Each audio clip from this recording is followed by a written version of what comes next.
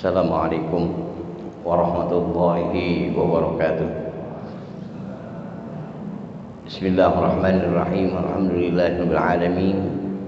Wassalatu wassalamu ala asyrafil anbiya'i wal mursalin sayyidina Muhammadin wa ala alihi wa ashabihi ajma'in, amma ba'du. Para asatidzah, para sesepuh Masjid Jami' At-Taubah, bapak-bapak, para pemuda dan remaja, putra dan putri jamaah majelis taklim yang dimuliakan Allah Subhanahu wa taala.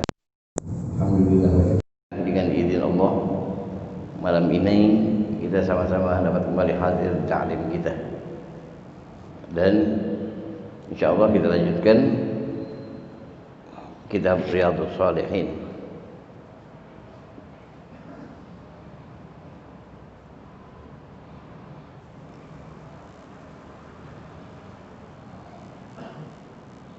Berikutnya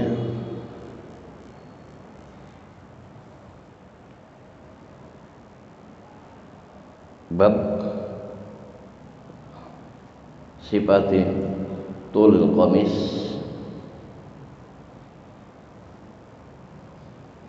sifat tentang masalah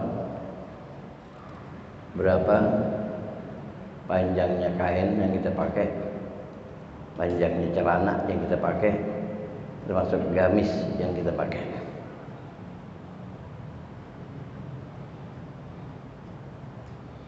An Asma binti Yazid Al-Ansariyah radhiyallahu anha qalat,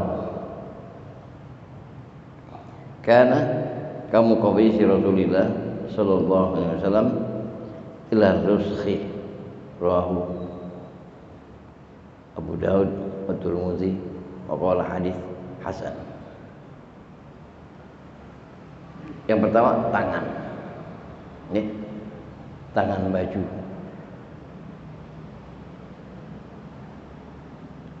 Ini jelas di sini yang dijelaskan tentang masalah salat. Rasulullah sallallahu alaihi wasallam kalau pakai baju dalam sholat, tangan bajunya tangan panjang, ya. Baru pakai gamis, gamisnya juga tangan panjang. Kalau Rasulullah contohin kayak begitu, ya kita jangan, ya, kita usahain untuk sholat kita pakai tangan panjang untuk sholat. Pakai gamis, tangan panjang juga sholat, apalagi imam, ya. Nggak usah ngikutin, umpamanya ditinjau dari sunnahnya Rasulullah, nggak usah ditinjau dari sunnah Rasulullah, dilihat dari pantasnya aja nggak pantas. Kalau kita sholat, imam pakai gamis tangan pendek, atau pakai baju juga tangan pendek, kecuali kita dalam perjalanan, ya, dalam perjalanan. Nggak mungkin kan kita pulang, ya, atau kita lagi habis ada acara, itu lain masalah. Ini nggak haram, enggak. Cuma apa katanya? Makruh. Makruh itu nggak disukain lah, dibenci. Jangan kan Rasulullah yang benci, orang aja benci nggak enak, ya. Nah, ini hadis ini menggambarkan itu. Karena di sini kan apaan? Kumu tangan baju, ya.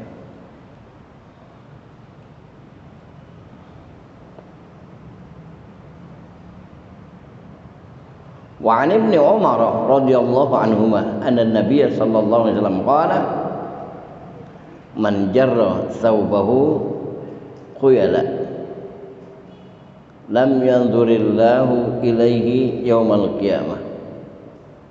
Faqala Abu Bakrin radhiyallahu anhu, ya Rasulullah, inna izari yastarqi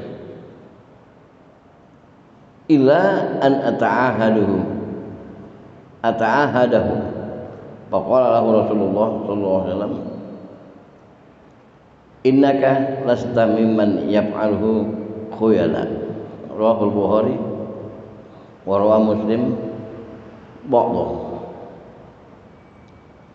Abdullah bin Umar radhiyallahu anhuma meriwayatkan bahwasanya Rasulullah sallallahu alaihi wasallam bersabda, man jarra thawbahu khuyala, orang yang mengulur bajunya sampai nyengsel, kain sarungnya sampai nyengsel, termasuk celananya juga dipakai sampai nyengsel, itu khuyala. Apa kata Nabi? Lam yanzurillahu ilaihi yaumal qiyamah. Nanti kelak yaumul qiyamah Allah nggak tengok, Allah nggak perhatiin, bahasa kasarnya nggak digubris, dibiarin aja.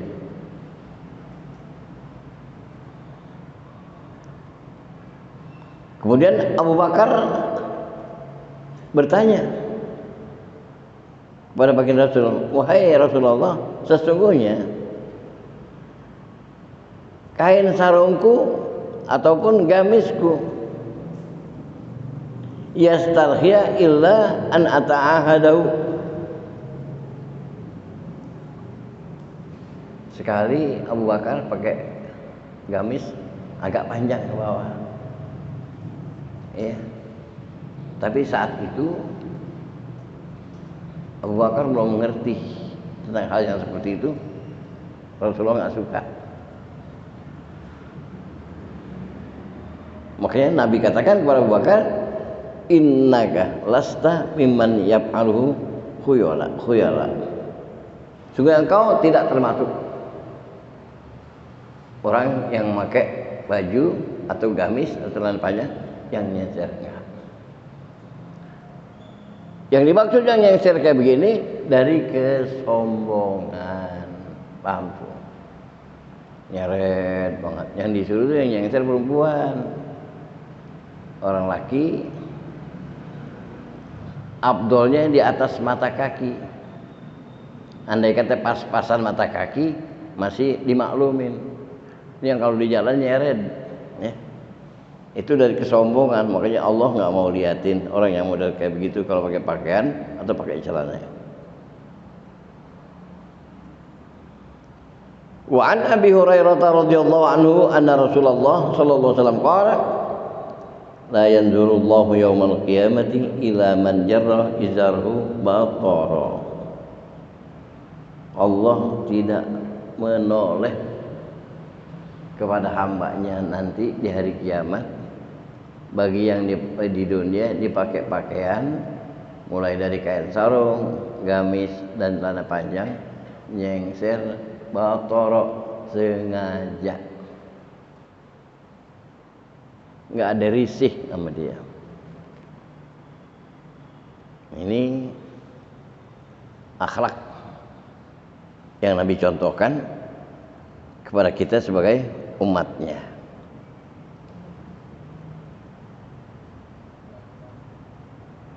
Wa anhu anin Nabi sallallahu alaihi wasallam qala ma asfala minal ka'baini minal izari fa finnar.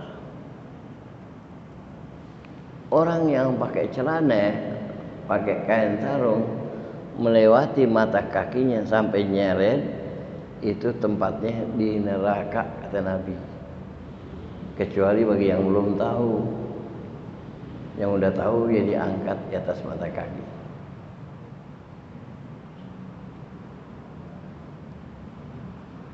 Ya artinya 2 jari dari mata kaki ke atas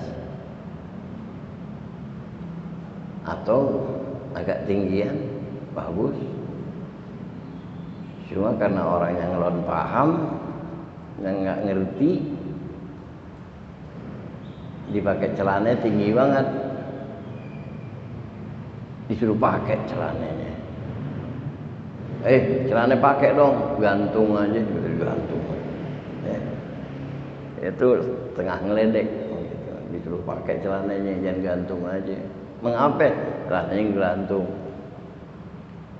Padahal justru ya memang anjurannya seperti itu. Alhamdulillah dia bisa bawa kayak begitu. Kalau kita belum bisa bawa yang udah kayak begitu, ya paling nggak di atas mata kaki lah atau pas mata kaki, nggak hampir nyer ke bawah.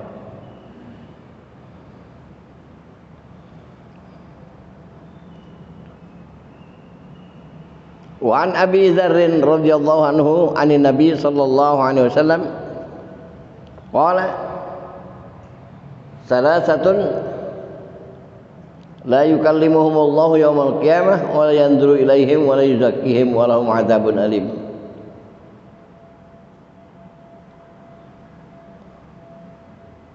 Dalam keterangan ini Rasulullah bersabda, ada 3 orang yang kelak yaumul qiyamah, yaumul hisab, Allah tidak moleh kepadanya. Wa la yuzakkihim, juga Allah tidak hapuskan kesalahannya. Dan bagi dia adalah azab yang pedih. Qala faqara'aha Rasulullah sallallahu alaihi wasallam salasa marrat. Nabi sebutin nanti di hari kiamat Allah tidak menoleh, ya, dan tidak menghapuskan kesalahannya. 3 kali itu Nabi ucapkan hal yang seperti itu.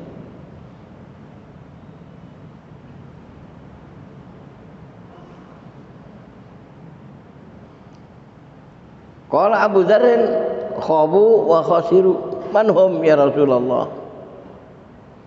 Kalimat khabu wa khasiru, orang yang sangat merugi dan orang yang benar-benar apa itu? Celaka nasibnya. Baru Abu Dzar tanya, siapa mereka? Nabi jawab, al-musbilu, yang pakai kain, pakai celana sampai nyeret. 1. Yang kedua, wal mannan, setiap dia berbuat, dia bekerja yang ibadah, tujuannya ibadah kepada Allah, penuh berharap, penuh dengan harapan-harapan, mudah-mudahan ngadepin berkat, nggak dapat berkat dikapok mudah-mudahan di situ lagi, ya. Dan dia ibadah pengen orang puji, pengen orang sohorin, pengen orang openin. Kalau nggak diopenin, nggak ini, udah dia nggak balik-balik lagi. Itu penuh harap semuanya. Nauzubillah. Wal munfiqu sil'atahu bil halifil kadzib, dia dagang selalu pakai sumpah tapi sumpahnya bohong, sumpah palsu. Kenapa?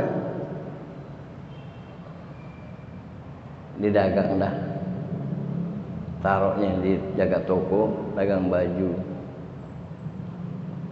Orang tanya, baju berapa duit nih? 400. Tawar dah 300. Karena enteng mat ngomongnya, Allahi beliannya belum dapat, beliannya belum dapat. Itu pakai demi Allah untuk yakinin orang. Akhirnya ya udah, memang orang itu kemampuan itu cuma 300.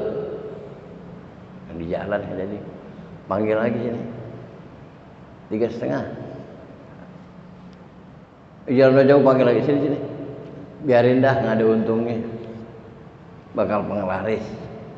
Nih inti aja anak kasih, yang lain belum tentu anak kasih.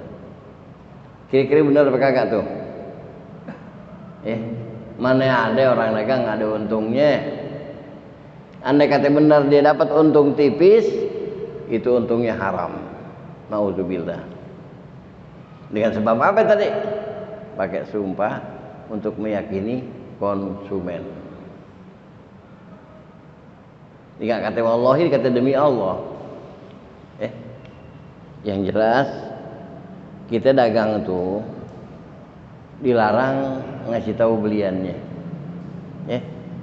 Dilarang ngasih tahu beliannya. Kenapa? Paling enggak dia bohong. Ini beliannya berapa nih? Anda ambil tipis katanya. Iya, beliannya berapa? 275.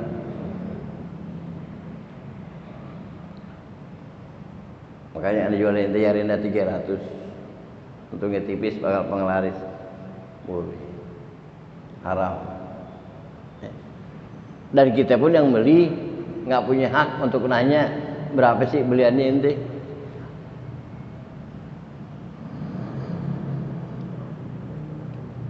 Jadi 3 orang tuh, nah pakai celananya nyengsel, yang kedua selalu berharap ya dari manusia, dan yang ketiga dia selalu apa di sini, dagang dengan sumpah palsu untuk melakukan dagangannya supaya laku dan sebagainya. Wa an Ibnu Umar radhiyallahu anhuma Ani Nabi sallallahu alaihi wasallam qala al-isbalu bil izar wal qamis wal imamah man jarra syai'an khuyala lam yanzurillah ilaihi yaumal qiyamah. Abdullah bin Umar kemarin meriwayatkan al-isbalu bil izar wal qamis wal imamah.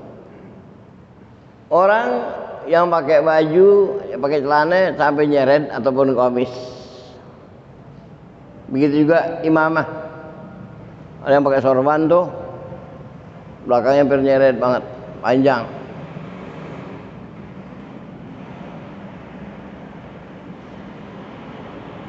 Yang dimaksud itu manjarra syai'an khuyala. Karena dilakukan hal seperti itu, karena apa dia? Karena kesombongan. Jadi sekarang kebalik lagi, kesombongan sekarang lain lagi. Celana mulus-mulus disoekin, itu sombong. Orang-orang tutupin auratnya, dengkulnya, dirobekin jurusan dengkul, itu sombong. Sama nasibnya. Jadi dilarang kita pakai pakaian karena kesombongan. Pernah ada yang ngadu, ya Rasulullah, si fulan nggak pernah jelek bajunya. Setiap dia ke masjid, bajunya model-model baru, cakep. Bukankah itu khuyala katanya? Bukankah itu kena sombong dan sebagainya? Kata Nabi, jawabannya langsung, innallaha jamilun yuhibbul jamal. Allah itu indah, menyukai yang indah-indah. Jadi kalau dipakai untuk ibadah, justru itu mendapat nilai ibadah. Dan nikmatin rezeki yang Allah berikan, diberi baju, beri kain dan sebagainya yang bagus untuk ibadah. Karena ayat mengatakan khuzu zinatakum inda kulli masjidin. Pakai pakaianmu yang terbaik setiap kamu ke masjid atau ke mushola. Jadi gimana? Nggak ada kesombongan. Yang ada kesombongan biasanya untuk pakai pesta-pesta. Cakep pakai bajunya, pesta. Tapi giliran ibadah kumuh. Itu yang bikin Allah murka. Ya. Makanya ibu-ibu ada yang nanya, Ustadz, dia termasuk orang yang boros enggak katanya. Kenapa? Dia pakai mukena yang harganya 500. Mukenahnya 500.000. Kalau diniatin untuk ibadah, dilihat katakan innallaha jamilun yuhibbul jamal. Allah indah, menyukai yang indah-indah. Enggak. Malah berpahala dia. Jarang terjadi orang beli pakaian yang mahal itu untuk ibadah. Ya, kebanyakan yang mahal-mahal dipakai untuk ya itulah acara-acara ulang tahun, kondangan, ini semua. Itu yang bisa mengandung kesombongan. Ini hati-hati. Jadi kalau buat sholat nggak ada.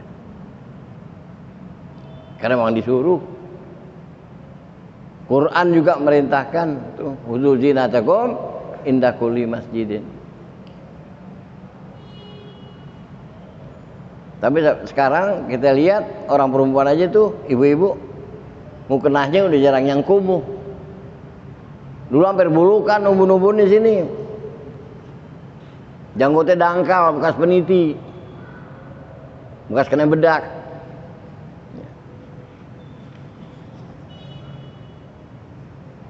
Sekarang udah enggak, alhamdulillah. Kenapa? Rezekinya ada, luas. Makanya itu di atas ya, mukena. Di atas banyak kan. Ada berapa pasang mar? Kalau saya sih apal berapa pasang, iya. Karena kalau saya lagi sempet saya cuci, bawa pulang. Cuma kalau yang udah dekil nggak bisa dihilang, digosok ini nggak bisa hilang, udah saya singkirin.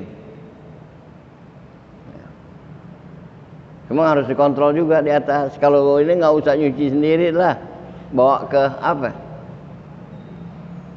Penatu. Sekarang istilahnya apa sih? Laundry. Kalau saya nggak bawa ke laundry, kenapa? Saya khawatir. Laundry itu kan nyuci dicampur. Pakaian siapa aja, bareng. Nah kebetulan pakaian itu ada najisnya, pakaian orang lain. Mukena itu airnya satu air, muter tentu juga. Bisa bernajis. Makanya saya cuci di rumah. Gosok di rumah. Cuma kadang-kadang yang make tuh, yang nggak punya apa tuh, yang nggak punya aturan. Udah dikeluarin 5. Di bawah ada yang masih bersih, masih cakep ya. Itu 5. Kalau masih belum bau, masih enak dipakainya. Kenapa? Diambil yang bawah. Bisa 15 mukena tuh, habis pakai tumpuk aja. Udah lecek banget dah. Berarti yang pakai itu nggak ngerti tertib. Ya. Nah ini juga kadang-kadang kita usap dada. Kenapa? Kesadaran belum menyeluruh di kita. Kita usahain urusin, rapiin, tapi yang make nggak tahu rapi, ya.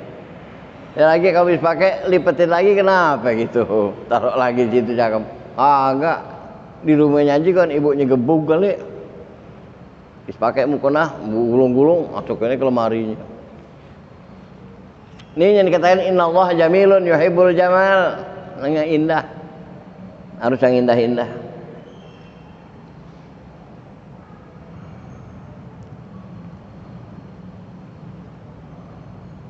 Wa an Abi Julayyin Jabir bin Sulaim radhiyallahu anhu qala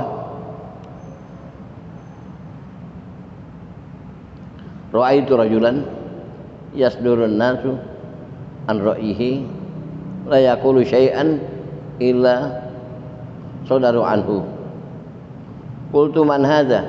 Qalu ya Rasulullah. Qultu alaikassalam ya Rasulullah maratain. Qala la taqul alaikassalam. Alaikassalam tahiyyatul mautah. Qul assalamu alayka. Qala qultu anta Rasulullah. Qala ana Rasulullah alladzi idza asabaka durrun fad'autahu kasyafahu anka wa idza asabaka 'amu sanatin fad'autahu in batahalaka wa idza kunta bi ardin faqrin aw falatin faddalat rahilatuka fad'autahu raddaha alaik. Qala qultu lahu ahdi ilayya qala la tasubbanna ahadan qala fama sababtu ba'dahu hurran wala 'abdan wala ba'iran wala syatan wala tahqiranna minal ma'ruf syai'an wa an tukallima akhaka wa anta munbasitun ilaihi wajhuka inna dzalika minal ma'ruf. Ini hadis yang panjang dijelaskan.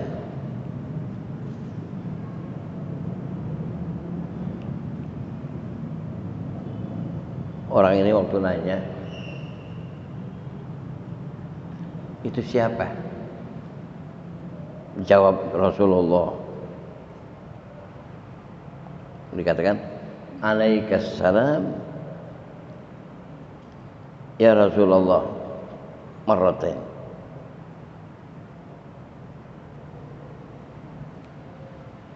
Kemudian ditegur, kau jangan mengatakan alaikassalam. Kenapa? Alaikassalam itu tahiyatul mauta. Tahiyatul mauta ucapan orang yang udah meninggal. Kita ziarah kubur, ya.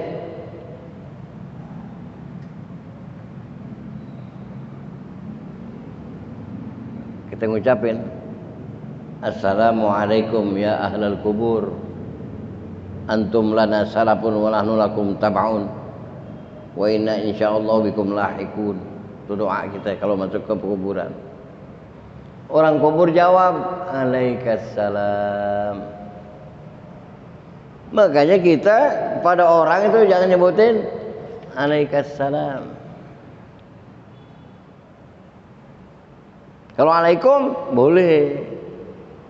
Kalau orang kubur selalu jawabannya tuh Nabi jelasin alaikassalam, makanya tahiyatul mauta. Mau kita jadi mayat ngucapin sama orang alaikassalam, itu maksudnya. Jadi mesti gimana? Assalamualaikum. Kalau mau pakai kap doangan, nggak pakai kum, ya assalamualaikum, jangan alaikassalam. Ini Rasulullah yang larang.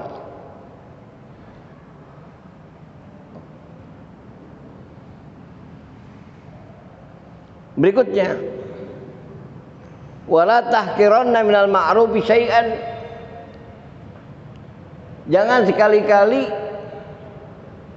engkau mengejek orang berbuat baik kepada kita. Ada nggak orang yang berbuat baik diejek? Ada. Sama.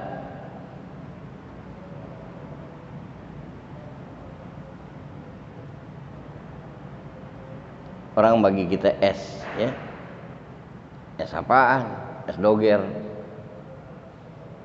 Ya, es gini yang lu kasih gue nggak level, gitu, nggak level. Dia maunya apaan? Maunya esnya es goyobot. Tahu nggak es goyobot? Nggak tahu. Nggak tahu. Goyobot nggak tahu. Ya, sian deh lo.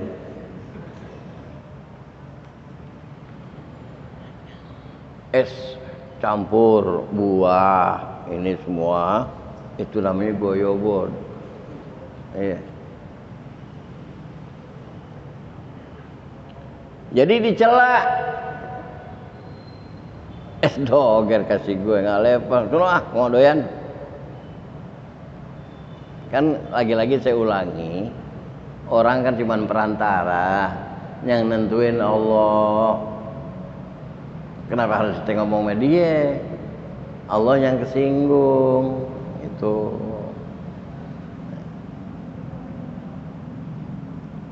Makanya kadang-kadang apa? Karena dia sering berbuat kayak begitu, akhirnya dia kena sanksi dari Allah, tapi dia nggak paham. lagi-lagi marahin orang lagi. Apaan? Dimakan tahu Sumedang. Sebelum gigit tahu, gigit cabenya duluan. Emang ada orang megang tahu begini? Nggak ada kan? Lagi ada megang 3 jari, gigit cabe, udah. Orang senggol tangannya, jatuh tuh tahu. Udah pijak, lagi ada yang pijak, nggak tahu. Itu orang yang suka menghina pemberian orang, Allah kasih satu sanksi hal yang seperti itu. Kenapa? Allah kasih rezeki cabai, dia makan cabai, tahunya udah jatuh, orang pijak lagi, marah lagi. Orang matanya buta apa kotok ya, gua marah lagi dia. Gua diri jauh banget ditabrak. Nih orang yang apa? Yang selalu menghina pemberian Allah Subhanahu wa taala atau kebaikan. Itu dikatakan jangan.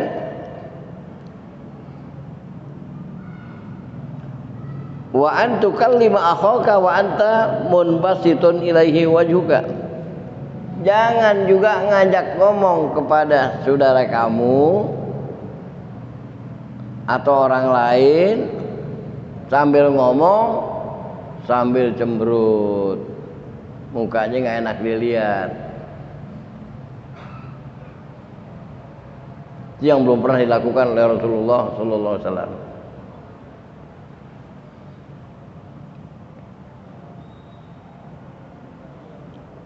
Kenapa? Inna dzalika minal ma'ruf. Kalau kamu bicara kepada orang walaupun dalam keadaan marah atau kecewa, tetap tidak diekspresikan pada wajah. Itu bagian daripada ma'ruf, perbuatan yang sangat baik di sisi Allah, memperoleh nilai. Namanya apa itu? Basyashatul wajhi. Mukanya tetap apa? Manis dilihat gitu, enak dilihat.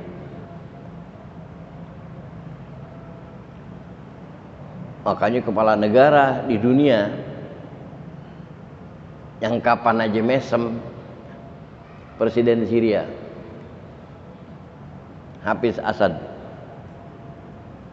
sampai di beberapa majalah itu Newsweek dan sebagainya, Presiden Amerika yang bingung.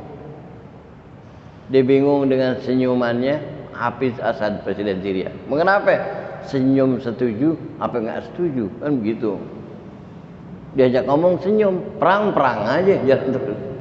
Tuh Hafizul Assad, perang-perang aja, diladenin aja kalau yang ngajak perang. Itu nggak ada cemberutnya, apanya senyum.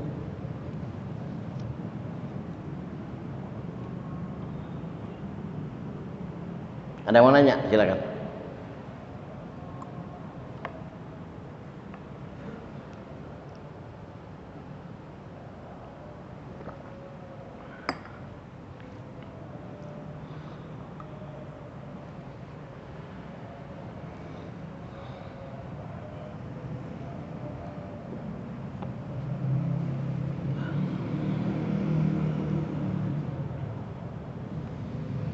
Selanjutnya, samping itu saya mau bagi ilmu ya, yang kadang-kadang terjadi dalam rumah tangga dari kekosongan ilmu pada diri kita.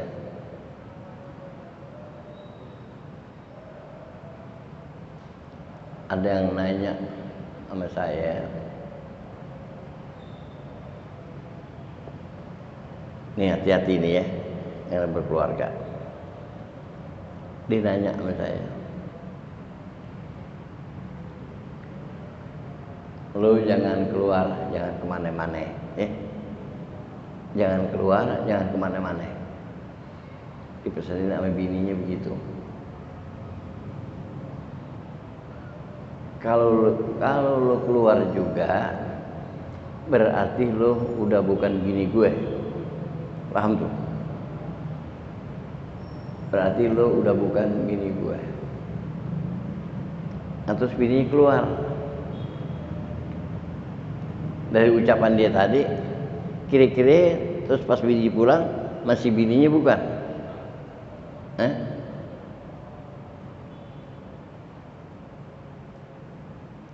Itu udah kinayatut tolak,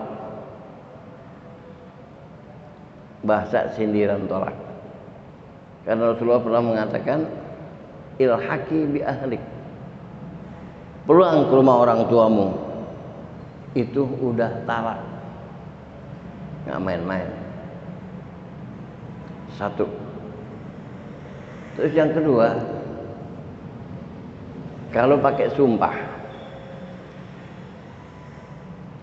demi Allah, kalau lo keluar rumah juga, gue nggak kasih keluar, lo keluar juga, demi Allah lo udah bukan bini gue lagi. Sama, itu talak juga. Tapi ada demi Allahnya, paham? Ada demi Allahnya. Ini hati-hati, jangan sampai terjadi.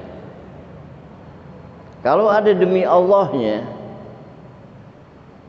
seandainya diucapin cuma sekali,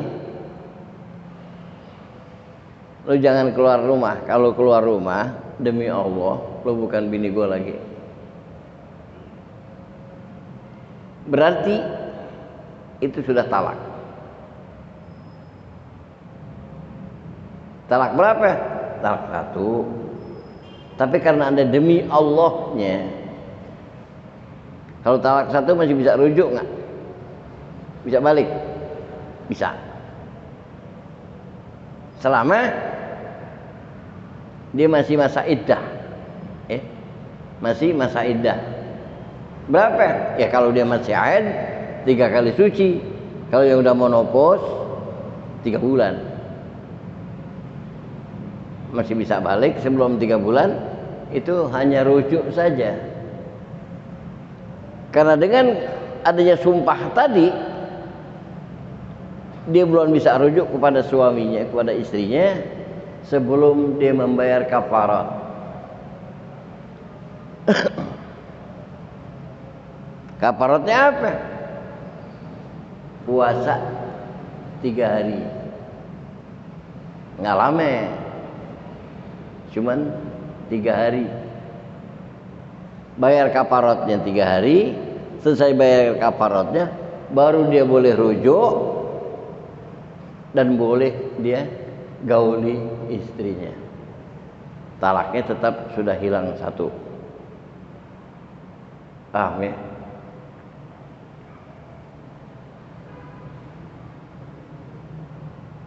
Ada lagi yang talak 3. Ini sebagai kasus masalah yang masuk ke saya. Ada yang talak 3. Anaknya berumur 2 bulan, anak pertama.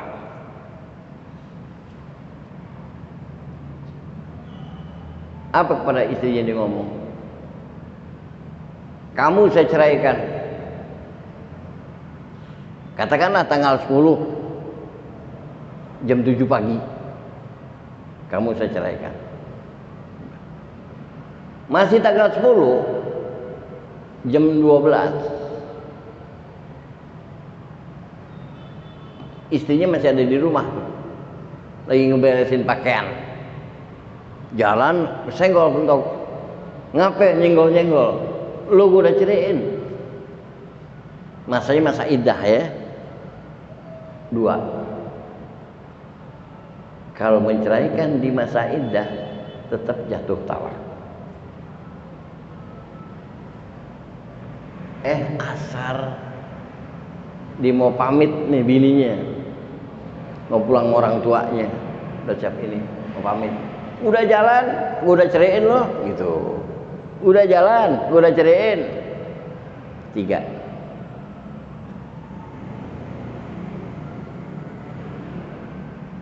Dapat seminggu, dia nyesel. Ya. Dia nanya berdua istrinya, gimana? Tadi saya nyesel. Kenapa? Menceraikan istri saya. Saya mau balik. Talak 3 boleh balik nggak? Nggak bisa, hatta tankiha zaujan ghairuh. Kecuali mantan istri itu udah nikah lagi sama orang lain. Kemudian tanpa direkayasa beberapa bulan atau beberapa tahun bercerai, baru bisa dibalik lagi. Nangis, gimana Ustaz, ini anak saya baru umur 2 bulan, butuh bimbingan saya. Nafkah tetap wajib, nafkah tetap wajib untuk anak. Andai kata anak ini menyusu pada ibunya, berarti ASI kan? Si ibu ini untuk memperoleh ASI biasanya dibelikan ada susu khusus untuk memperlancar ASI, menambah ASI dan sebagainya. Bermodal dia harus bayar mantan istrinya itu berapa duit sebulan, habis uangnya untuk beli susu harus dia bayar. Istri udah bukan istrinya lagi. Anak sakit masuk ke dokter anak dan sebagainya, tetap kewajiban dia, si bapak itu. Ustaz, kan saya emosi gitu. Saya emosi. Kan katanya kalau orang emosi nyariin istri talak 3 jatuh 1. Tuh dia nanya begitu. Ngerti lu kita ngaji di mana? Yang dikatakan emosi dia mentalak 3 ucapkan sekaligus, paham tuh? Dia mengatakan pada istrinya, aku ceraikan kamu, talak 3 gitu. Kemudian dia menyesal, benar dia emosi. Ditanya lagi, benar dia emosi, di luar sadar, jatuh 1. Nah ini 3 kali ucap, lain waktu lagi, walaupun tapi masih 1 hari.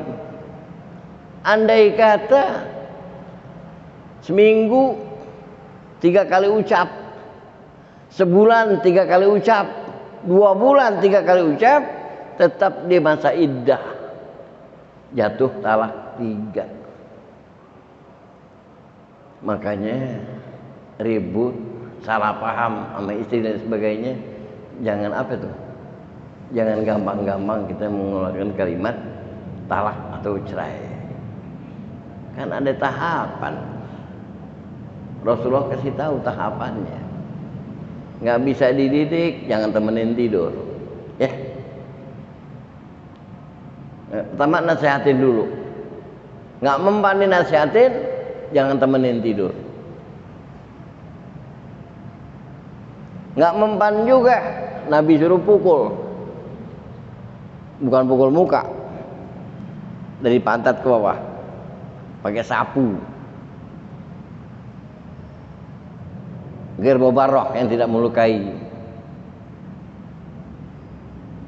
Pukul kayak jagung ipin boleh juga, tapi udah dingin ya, masih panas.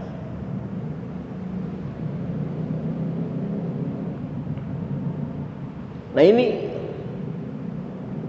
masih nggak berubah juga, baru Nabi katakan apa? Talikha, ceraikan.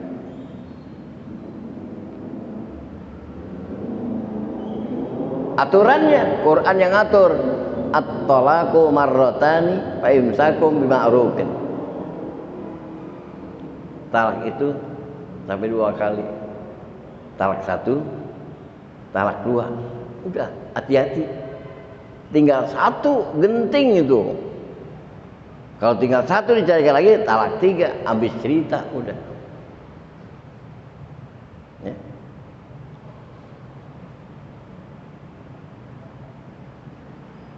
Ada nggak talak yang nggak bisa balik lagi? Cerai yang nggak bisa balik lagi.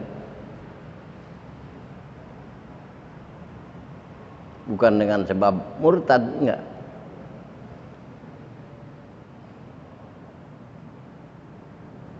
Mu'abbad katanya, cerai selama-lamanya, nggak bisa balik lagi.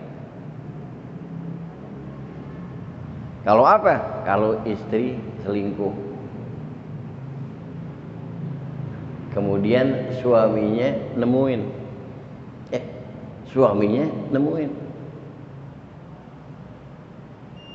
nyari saksi nggak keburu, kan harus saksi 4.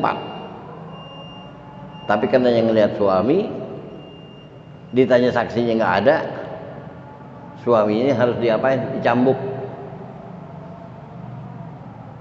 80 cambukan. Tapi kata suami, benar saya lihat. Kalau sekarang udah ada HP ya, bisa difoto. Dulu ada HP.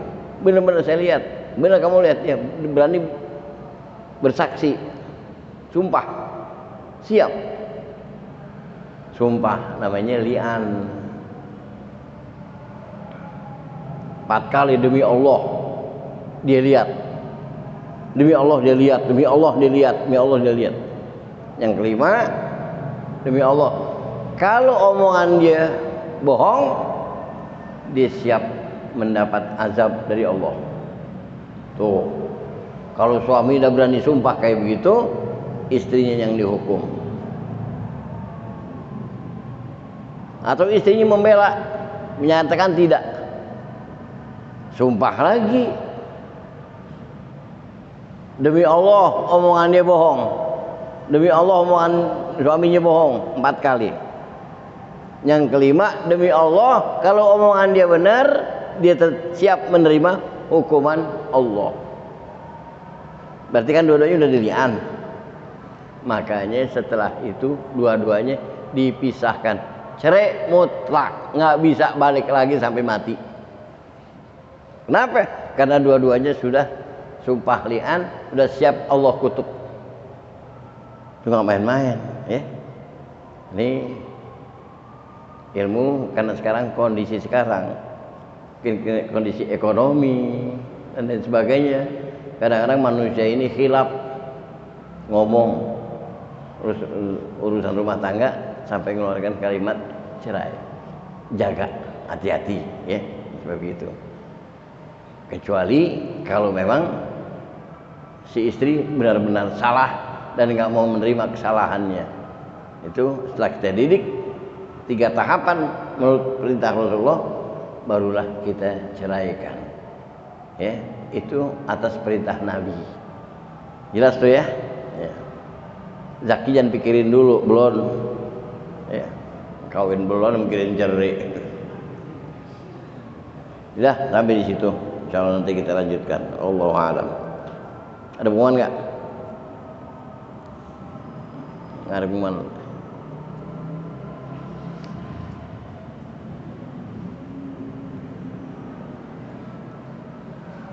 Saya minta maaf ya kepada panitia tadi, acara yang tadi siang ya.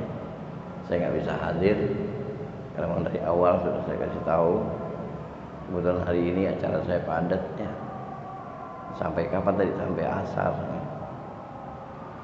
Saya mau datang kemarin asar kayaknya udah habis kali. Udah jam 2. Iya. Kali itu mohon maaf, saya doakan semoga acara yang sudah berlangsung itu berjalan lancar dan menghasilkan hasil yang baik ya, demi untuk keabsahan salat kita, ibadah kita kepada Allah Subhanahu wa taala.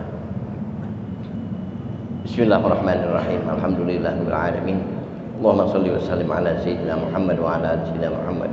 Allahumma anfa'na bima 'allamtana wa 'allimna ma yanfa'una wa zidna ilman nafi'a. Allahumma arzuqna fahman nabiyyin wa hifdzal mursalin wa ilhamal malaikatil muqarrabin. Rabbana atina fid dunya hasanah fil akhirati hasanah wa qina adzaban nar. Sallallahu alaihi wasallam Muhammadin wa ala alihi wa sahbihi wa sallam. Alhamdulillahil alamin. Assalamualaikum warahmatullahi wabarakatuh.